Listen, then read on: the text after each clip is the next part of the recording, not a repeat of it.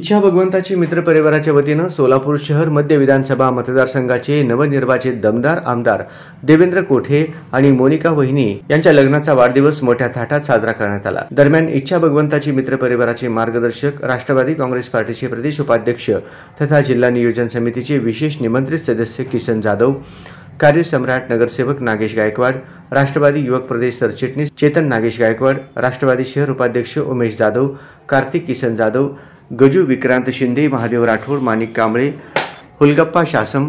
माऊली जरग, दयानंद जाधव आदींच्या उपस्थितीत अक्कलकोट रोडवरील कैलासवासी लिंगराज बलिया क्रीडांगण येथे स्वर्गीय विष्णुपंत तात्यासाहेब कोठे प्रतिष्ठान आयोजित सर्वधर्मीय सामुदायिक विवाह सोहळ्याप्रसंगी इच्छा भगवंताची मित्र परिवाराच्या वतीनं आमदार देवेंद्र कोठे यांना दादासाहेब असे नमूद असणारे फेटा भला मोठा हार घालून केक कापून देवेंद्र दादा आणि मोनिका वहिनी साहेबांचा प्रतिमा भेट देऊन त्यावेळी त्यांना लग्नाच्या वाढदिवसाच्या शुभेच्छा देण्यात आल्या।